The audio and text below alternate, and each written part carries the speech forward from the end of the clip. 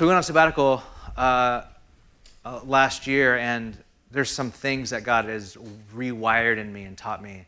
And one of them is like leaning back on him. So I want to talk about that today. So if you have a Bible, turn to John 13. John 13:21. And I'll read down from verse 21 to verse 29, and then I'll pray one more time before we get started. John 13. Verse 21. After he had said this, Jesus was troubled in spirit and testified, "Very truly, I tell you, one of you is going to betray me." His disciples stared at one another, at a loss to know which one of them he meant. One of them, the disciple whom Jesus loved, was reclining next to him. Simon Peter motioned to this disciple and said, "Ask him which one he means." Leaning back against Jesus, he asked him, "Lord, who is it?" Jesus answered, "It is the one to whom I will give this piece of bread when I have dipped it in the dish." Then dipping the piece of bread, he gave it to Judas, the son of Simon Iscariot.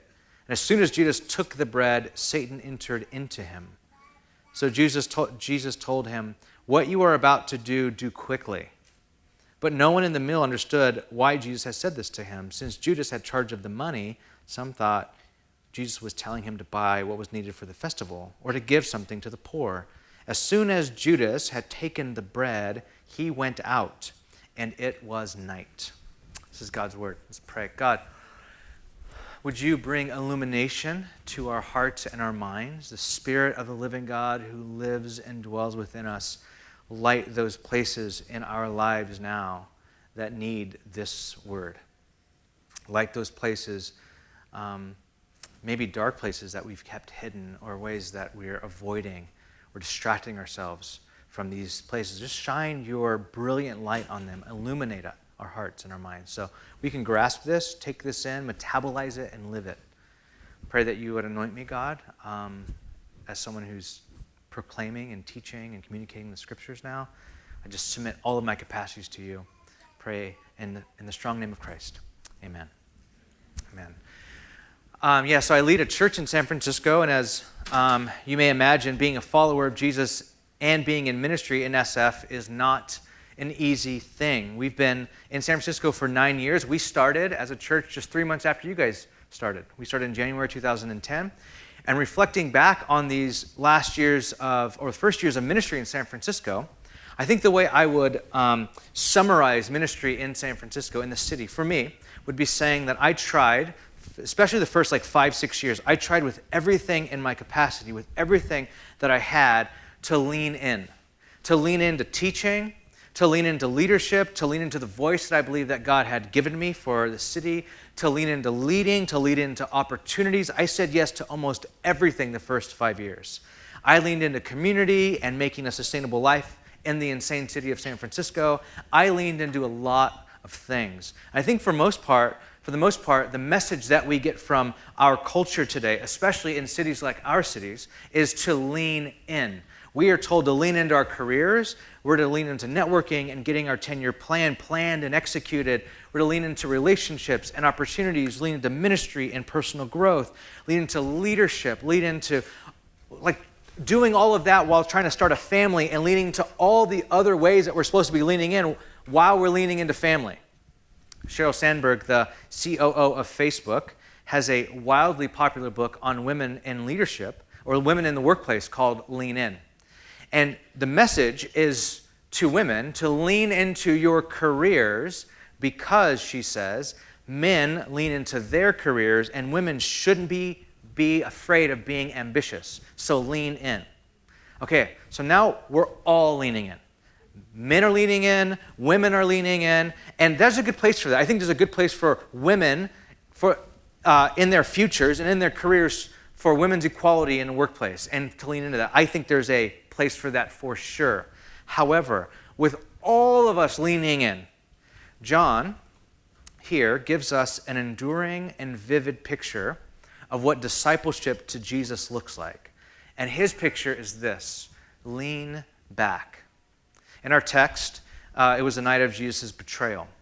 And Jesus was enjoying the Last Supper meal with his disciples, giving them what would be the first communion supper, the first communion meal. After dinner, Jesus removes his outer garment and he kneels down to wash his disciples' feet, a act reserved for slaves. And after the supper, they're all lingering around the table. The table would have been shaped almost like a capital U, and they would have been sitting on the outside. There was no chairs. They would have been sitting on cushions. And so the servants can come on the inside and serve the meal. So they would all have been lounging around the table. They would have been leaning on their left elbow or their left side so that their right hand could be used for eating and drinking. And as they sat there reclining, Jesus starts to explain to them how one of his 12 closest friends will betray him.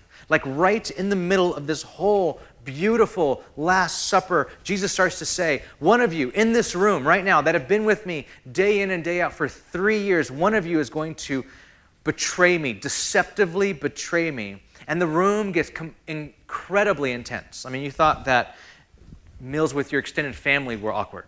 It gets really, really awkward.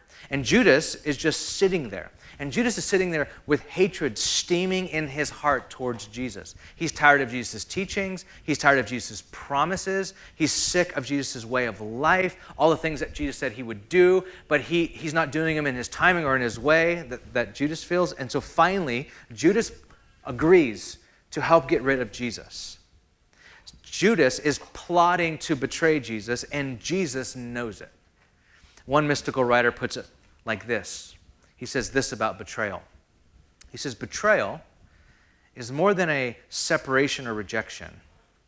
To betray is to use the secrets of a person's personal life, thoughts confided to a friend, and to turn against that person, and to use their confided thought or words in order to hurt and defile them, to destroy a reputation. Judas betrayed Jesus.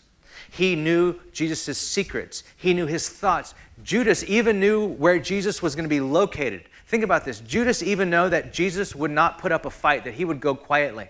He knew Jesus being anti-violent. He goes, he won't put up a fight. You don't need these swords. He knew this. And during the meal, Jesus is no longer able to contain his emotion. He's no longer able to contain his anguish, and he starts to say, someone's going to betray me. Someone in this room is going to betray me. Look at verse 21. Jesus, it says, was troubled in spirit, or some of your translations say he was in deep anguish, and he testified, very truly, I tell you, one of you is going to betray me.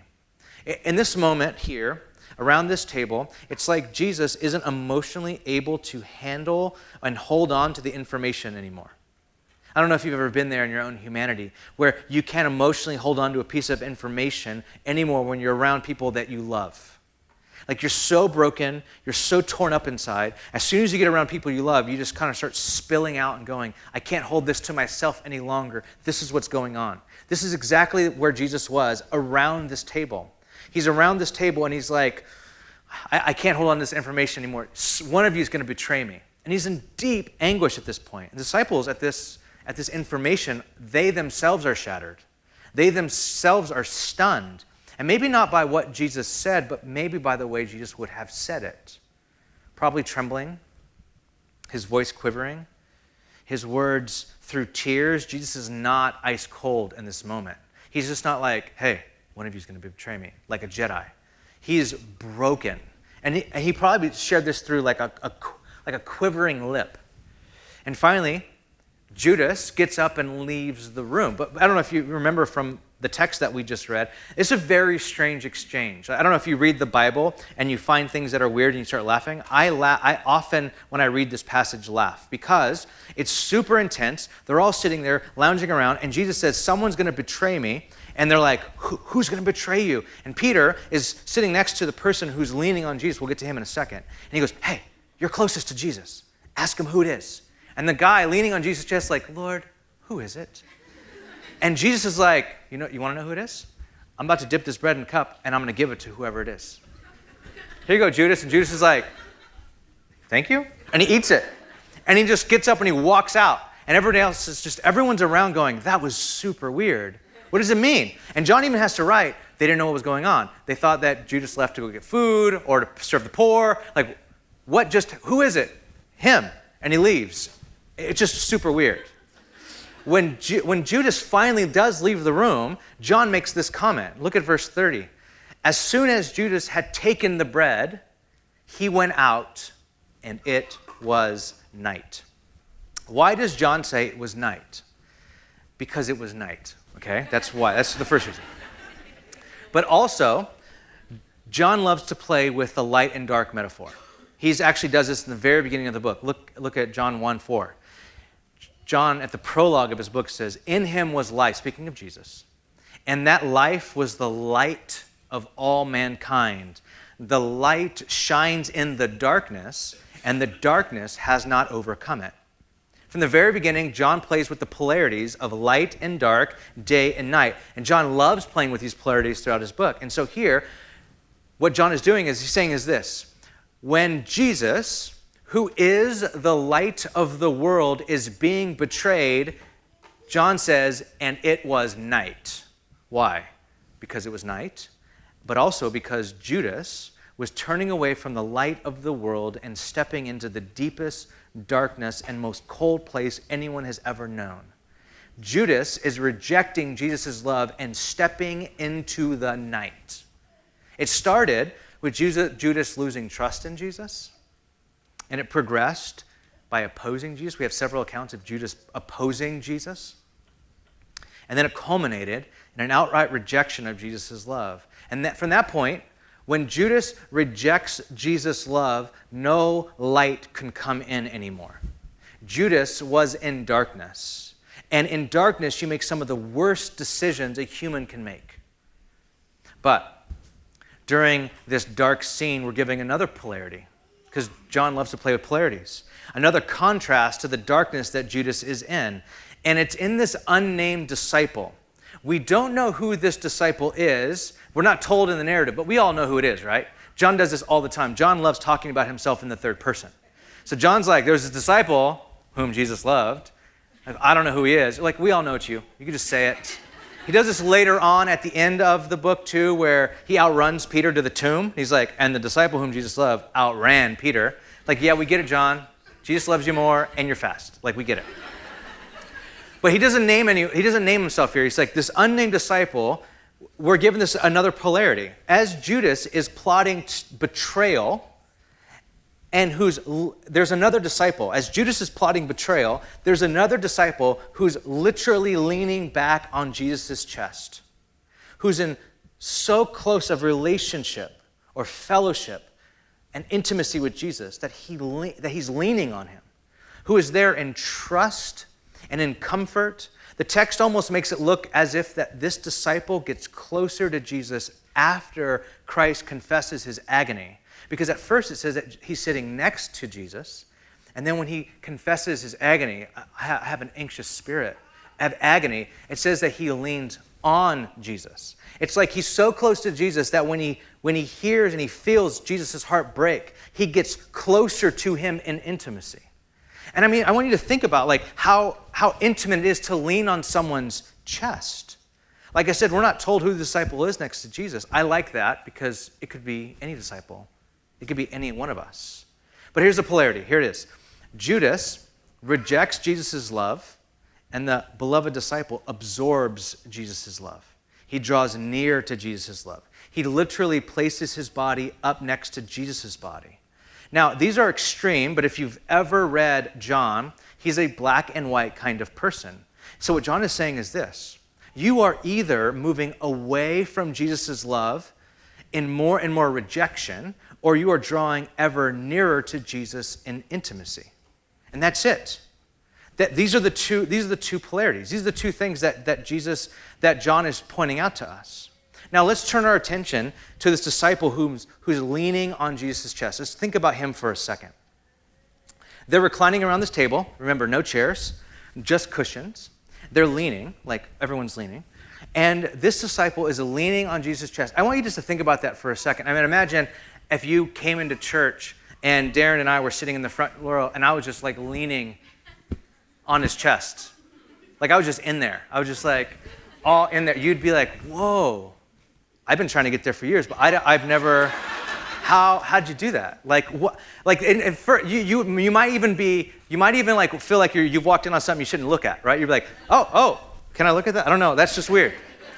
It's that intimate. This is this disciple. He's on Jesus' chest. If you have anyone read the Old King James here, anyone? One. Nice. We had two first service. One. Okay. If you have the Old King James, it says that Jesus is, this disciple is leaning on Jesus' bosom. Now, we don't use that word bosom anymore. I think we should bring it back, but that's a different story. He's leaning on his chest, and it says he's leaning on it, and when you put your head on someone's chest, when you put your head on their bosom, your ear is just above that person's heart so that you're able to hear their heartbeat. Think about that. The disciple whom Jesus loved is leaning back on Jesus, his head on his chest, his ear just above Christ's heart, and he's able to hear Jesus' heart beat. And with that picture, we get John's ultimate image of discipleship. John has actually been building up to this in his whole gospel. And he gets to the culmination of his gospel and the enduring picture of discipleship of here's the gospel of Jesus, here's what it looks like to follow him, ultimately brimming to this place where this disciple is leaning on Jesus up against his chest, and he says, this is the picture, this is the image of what discipleship to Jesus looks like. Discipleship to Jesus is being so close to Jesus, being so intimate with him that you're literally hearing his heartbeat. A disciple, next slide, a disciple is someone. For John, a disciple is someone who is leaning back on Jesus, hearing his heartbeat, and from that perspective, looking out into the world. That is what John is saying. This is what a disciple is. Someone who's that close, someone who wants to be that close, who continues to want to draw nearer and nearer to Jesus, who moves toward Jesus in intimacy every opportunity he gets. You guys all know John Mark Comer, a good friend of Darren and I, pastor of Bridgetown in Portland. His son, his youngest son is Moses, and Moses is 10. And Moses loves to cuddle. Moses loves to cuddle. He loves to lean back. The first time I spent a significant amount of time with Mo was in Hawaii a few years ago. He must have been like maybe 7 years old at the time. And they were in Hawaii before we were in Hawaii. So when my wife and I got to Hawaii, we went straight to the beach and they were there. And they were like, Dave, come out and play in the waves. So I'm out, I just jump out in the ocean, I'm playing in the waves, I'm grabbing Mo, throwing him in the water, playing around with them. And Mo, every single time I throw him, he swims right back up to me, gets like super close, just gets right here, and just gets in my face, and do it again, and I do it again. And then one time, he swam up, just got really close, right into my face. Serious look I've ever seen on any kid's face. He says, Dave, when we're done playing, can we go onto the beach and cuddle? And I was like, well, buddy, we can ask your parents. I don't know, like, what that, I honestly don't know the rules around that whole thing. I don't know. I mean, but that heart, and Moses still does it, even when I'm hanging out with him today. Like, we were just over there for Sabbath a few months ago, and Moses comes up, and he just, like, lays on my lap, and just sits there on my lap, just, like, wants to cuddle. That picture is a picture we get of what enduring discipleship is. It's like, I want to just get so close to Jesus that I'm literally right there next to him. The enduring picture of discipleship that we get from John is in Jesus' chest, that we would see all of our chaotic world. And we live in a chaotic world. We would live in our chaotic world from a place and a perspective of leaning back on Jesus, being attuned to his heartbeat, looking from this place out to the world. And I even say, not even just attuned to his heartbeat, I'd say get so close to Jesus that we're attuned to his blood pressure. That our blood pressure begins to match Jesus' blood pressure. I mean, I need this. There are so many things in our world that make my blood pressure rise, my heart palpitate. Literally, last year when we went on sabbatical, I went into the doctor. My first week of sabbatical, I went to the doctor because my heart was palpitating. And I've been to the hospital a few times, ER a couple times, because of heart stuff. And every single time they go, it's stress, manage your stress, go away. And I'm like, okay, this is different this time. I think there's something seriously wrong with my heart. So I go in, hooks me up, does all the tests. He comes in and goes, Dave, it's your stress. Just manage your stress. And I'm like, I've been trying. Is there a pill? Can you give me a pill? He's like, I'm not going to give you a pill for that. What I found on my sabbatical is that there is no pill for that, but there is a posture for that.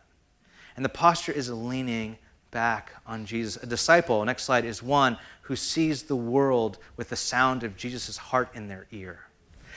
They look at the chaotic world, they look at all the stuff that is going off on the news cycles, the complexity of our cities, all of that, but they see all of that with the sound of Jesus' heart in their ear.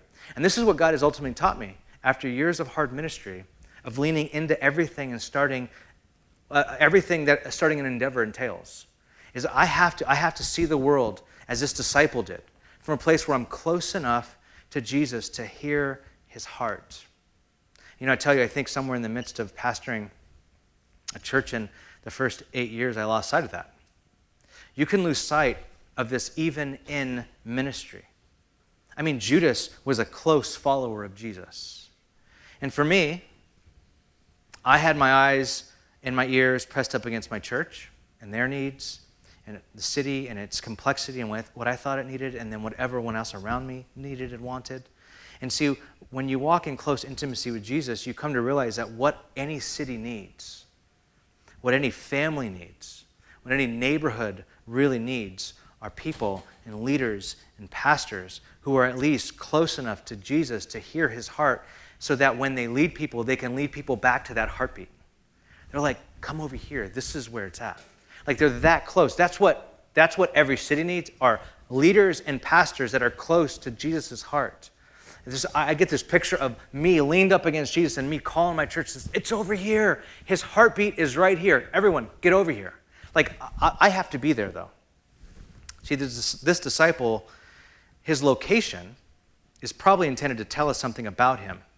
He's reclining near Jesus' chest. Now, this is a really, really big deal, especially this is where knowing Greek comes in handy. Now, I don't read Greek, but I read people that read Greek. So here's what's going on here. The disciple of Jesus was in relation to Jesus in the exact same way that Jesus was in relation to God, according to John's prologue. This is a really, really big deal. Look at John 1:18 with me. Look at John 1:18. It says, no one has ever seen God. This is John writing in this prologue. No one has ever seen God, but the one and only Son, who is himself God, is in closest relationship with the Father, has made him known. Okay, so I'm going to read for that one person in the audience who's reading Old King James. Let's use the Old King James, because this actually reads better in Old King James. There's a connection. So look on the screen, John 1:8, let's read it in the Old King James and connect it to John 13. Because what John is doing, he's dropping breadcrumbs at the very beginning of John that you get to that lead you all the way to the end. So the first breadcrumb is this. It says, no man hath seen God at any time. No one has seen God. The only begotten Son, which is in the bosom of the Father, he hath declared him. He's saying, no one has seen God, but there's someone who's coming from God, who's actually in his chest, in his bosom. He's making him known because he's so close with him. Does that make sense? Look at what John says in John 13. Now there was leaning on Jesus' bosom one of his disciples whom Jesus loved. This is the same word in Greek. This is the same meaning, that the disciple is as intimate with Jesus as Jesus is with the Father. Now, if that's too theologically strong for you, I'll back up a little bit. John is at least saying that this disciple relates to Jesus as Jesus relates to the Father.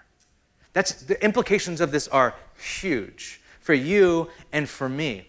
Jesus is saying, or what John is saying, is that the reason why Jesus was able to make the Father known was because he was in his heart. He was up against his chest. He was in his bosom. And he came out from that place going, I want to tell you about the Father.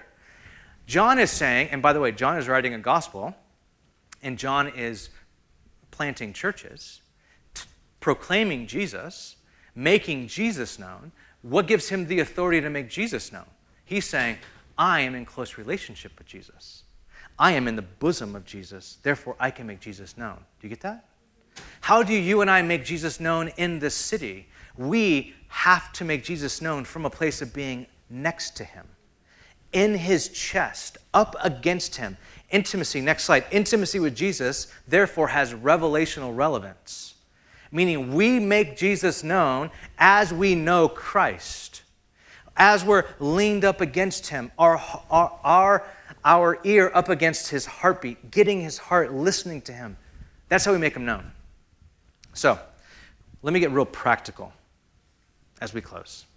What does this require? Because if you're here, you're going, okay, I want to be this close to Jesus. What does this require? What does this mean? What does this look like?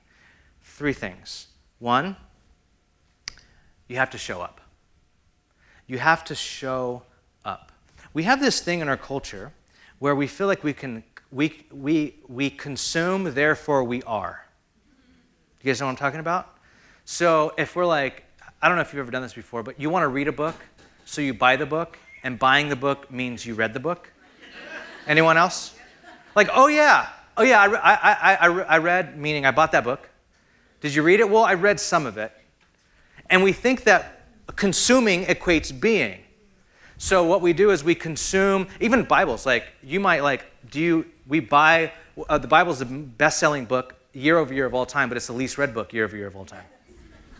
So we think by buying it, by purchasing it, therefore we have read it. And we do this with all kinds of things in culture, whether it's we want to buy an image, so like I want to look like so-and-so. By consuming it, I am therefore that thing. And so this bleeds into our prayer life. A lot of us have a prayer life that is imagined, not realized. So we want to pray, and we think that by wanting to pray or buying a book on prayer, therefore we have prayed. Or talking about prayer or wanting to pray. But that is not a thing. What leaning back on Jesus requires is showing up. Ronald Rolheiser, one of my favorite writers right now, says this: there is no bad way to pray. I'll explain that in a second if you have problems with that. There is no bad way to pray, and there is no one starting point for prayer. All the greatest spiritual masters offer only one non-negotiable rule. You have to show up for prayer, and you have to show up regularly. So what he means by that is this: there's no bad way to pray. You can pray sitting down, standing up, on your knees, out loud, in your head, worship music playing, in silence, on a walk, in your bed. The only non-negotiable rule is you have to show up to pray and pray regularly. Now you might be thinking, well, you're a pastor. This comes super easy for you. I have clinically off the charts ADD. Like clinically. Like 5-6 years ago, I started seeing a therapist, a psychiatrist.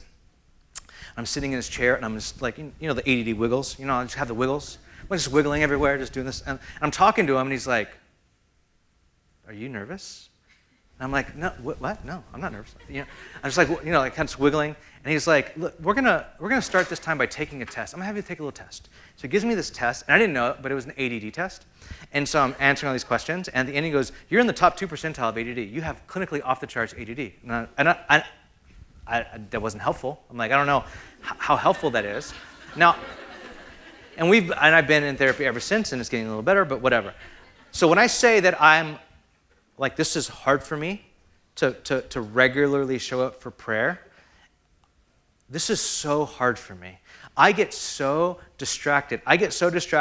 That I'll sit down to pray, and the thought of being distracted and what I will do when I am distracted distracts me. Anyone else?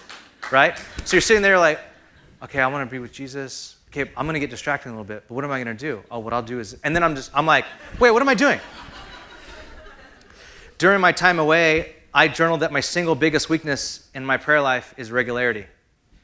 That is my biggest weakness. So when I say this, this comes really hard for me. Show up to God at least once a day.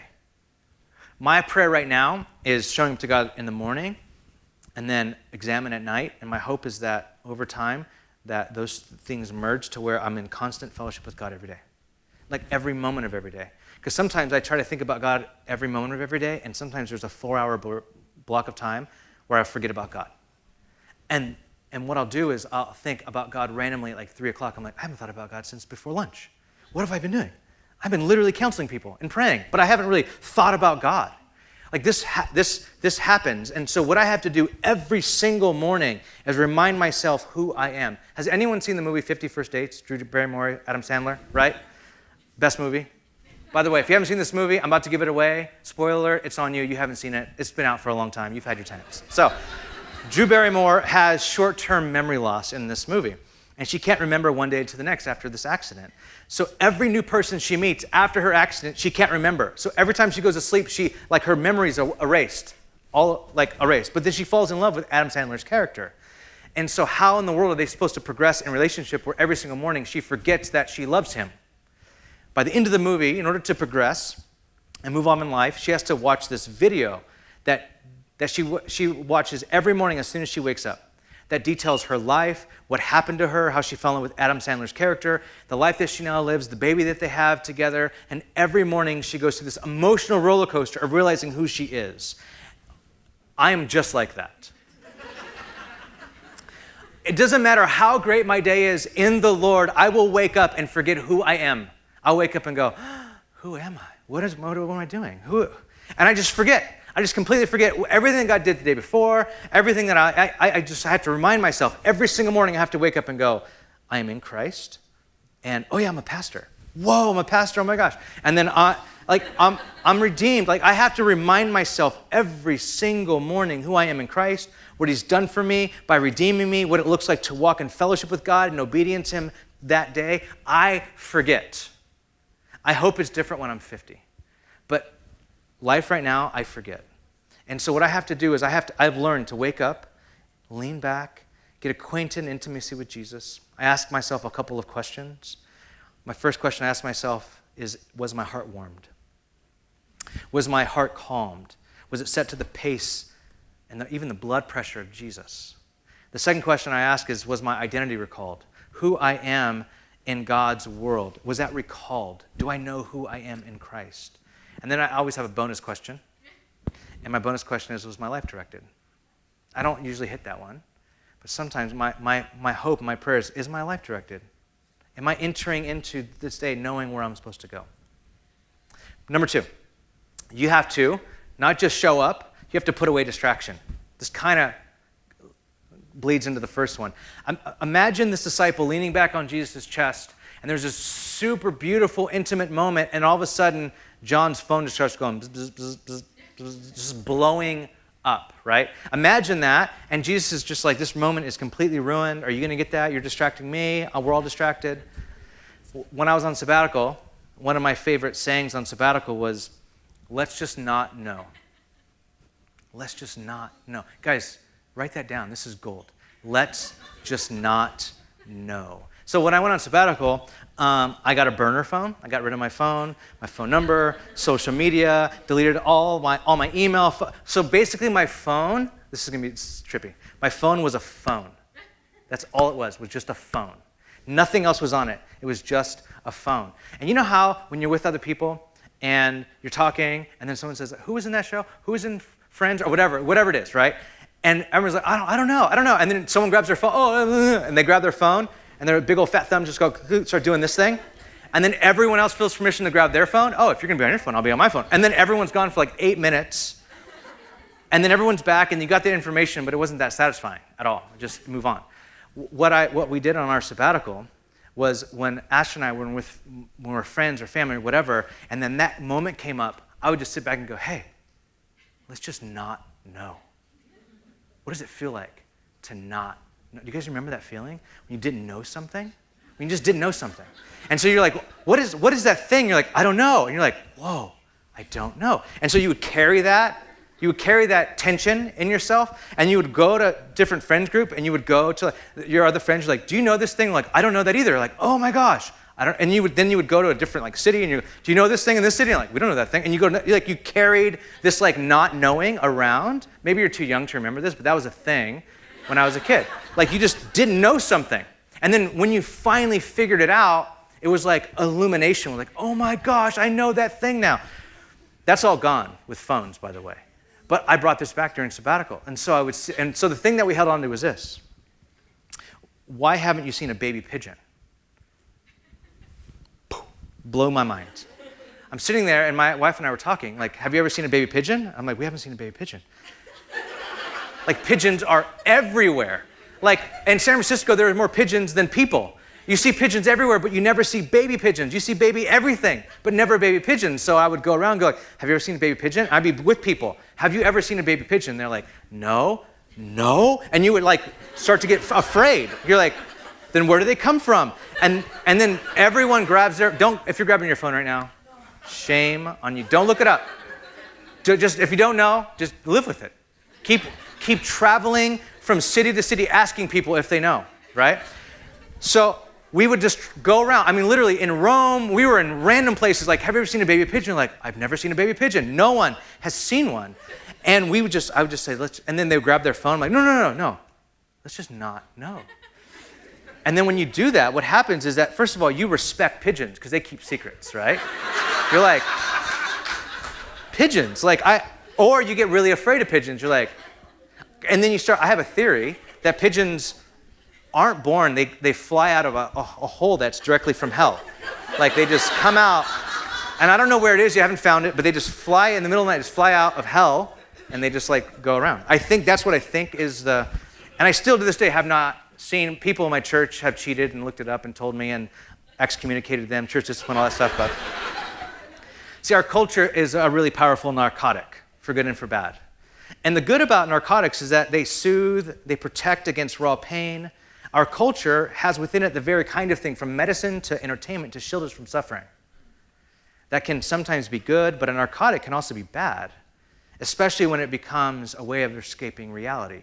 Our cultural narcotics shield us from having to face deeper issues of life, faith, forgiveness, morality, mortality. Things like our phones and entertainment can be set against the interior life by keeping us so preoccupied and so distracted that we lose focus on deeper things. What has been created in my city in the tech industry has made our lives wonderfully efficient and has also conspired against depth. Some of you are shallow people, not because you want to be shallow people, because you can't get off your phones. And I even do this. I don't sleep with my phone. We've moved on from that relationship a long time ago. I just don't sleep with my phone. I sleep with it in the other room. But when I'm traveling, sometimes I'll sleep next to my phone for my alarm. And what I find myself doing when my phone's next to me is the first thing I do when I wake up is I grab my phone and I turn it on and I just click the things. Like the things from the thing. And pretty soon I'm in this rabbit hole of things and I have no idea why I'm YouTubing weird things. I don't even know, how did I get here? And then, when I get there, what I find is almost impossible then to turn that off and then to go to Jesus and then set the interior depth of my soul with God. Almost impossible. If I do the opposite, if I don't go to my phone and I first go to Jesus and set that tone, my phone is less appealing to me. By the way, everyone knows in Silicon Valley, everyone knows this. Every person who is a founder of a tech company do not let their kids play with their phones.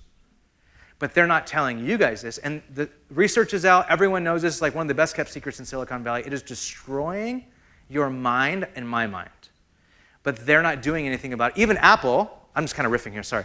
Even Apple recently, their new update is monitoring your screen time and shut your phone off if you've been on there too long, and you can set those settings because they know it's destroying you. It is ruining our depth. And so what we need to do is we need to learn how to keep our technology in its place. We have to put away distraction. We have to wake up and go, I will not be distracted. The tone and the tenor of my life will not be set by my phone. It's almost like when Jesus woke up, he went to the Father early in the morning and he prayed, and then when he went out, everyone's looking for you. The city is up on the uproar. They're just throwing this party for you. Everyone needs you. And Jesus is like, we're not staying here. We're going to a different town. I feel like sometimes when we wake up and we turn our phones on, it's just like everyone's saying, we need you. Everyone needs you. You're this, you're that. And that sets the tone for your day, not the Father. Jesus' tone was set by the Father. This is what we need. We need that. Third, lastly, and this is where I'll close, we need to let go. There are visionary leaders in here. Many of you can see a future life, a future world, and order the world to make that world a possibility. And God bless you for that. Visionaries are amazing. There are many in here who know how to take objects and numbers and code and materials and relationships and opportunities, even whole companies, and bring them under the agenda you have for shaping the world according to your own desires and purposes. And some of those purposes are good and right and godly. And when you go to God, in the same way, you attempt to order your world, you attempt to use God to produce your own transformation. or try and manipulate God to bring about the changes you have decided you need. And so you go to God and go, oh, I need this thing. I'm going to go here and do this as spiritual discipline because I need this in my life. And you decide, you think you're going to control God. And what you really need to do is you need to release control of your relationship with God to God.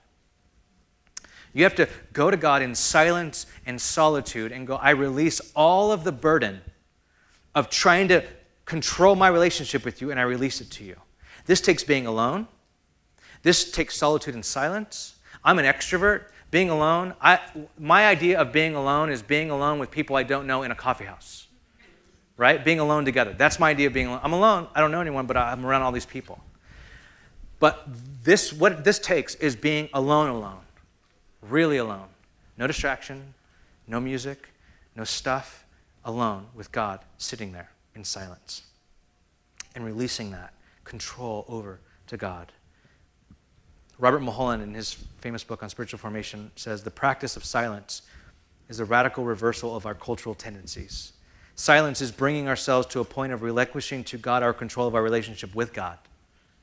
Silence is a reversal of the whole possessing, controlling, grasping dynamic of trying to maintain control of our own existence. Silence is the inner act of letting go. We need this. Ruth Haley Barton, in her leadership book, writes, without the regular experience of being received and loved by God in solitude and silence, we are vulnerable to the kind of leadership that is driven by profound emptiness that we are seeking to fill through performance and achievement. We have to be alone and let go of our control of God, thinking that, God, I need you to do this in my life. And we release that to God and go, God, whatever you want to do in my life right now, do it, God. See, maybe Judas was following Jesus to try to control Jesus.